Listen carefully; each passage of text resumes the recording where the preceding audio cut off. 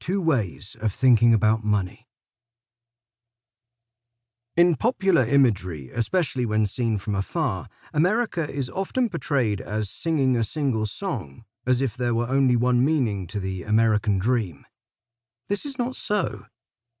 The ambivalent response that many in the world have toward American life is mirrored in an ambivalence that many Americans have toward their own life, and this is an essential part of the American tradition, even when people are making it in America. There is always that nagging question, is this really the way to live? Long before there was an America, there were two American dreams, and they reflect two ways of thinking about money. In Western thought, from the very beginning to the present day, people had doubts about the real value of riches and the things money can buy. There has always been a conflict between the view that more is better and the view that just enough is plenty. This divide is reflected in two very different visions of the good life.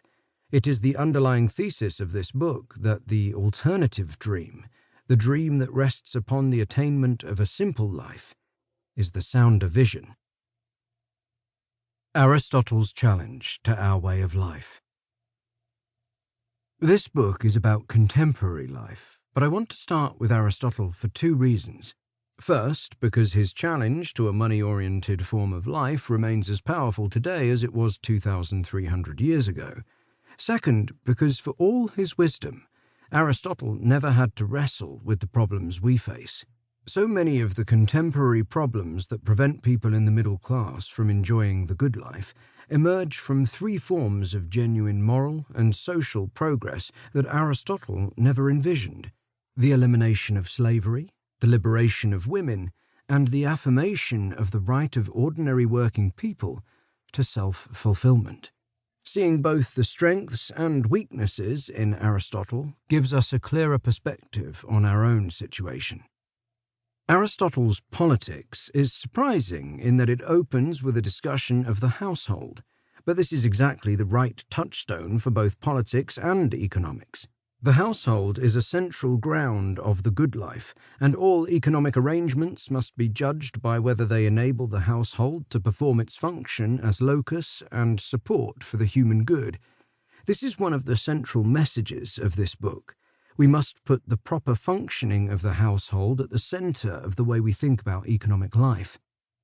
The core issue, as Aristotle puts it, is property and the art of acquisition, that is, how people make a living.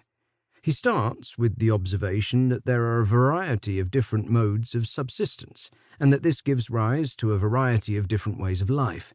This is as true among animals as it is of humans. Some animals live in herds, and others live in isolation. Some eat plants, and others meat. Among human beings, Aristotle identifies 5 natural ways of life: pastoral, farming, fishing, hunting, and, interestingly, piracy. What he calls true wealth is acquired through these activities and consists of the amount of household property that suffices for the good life.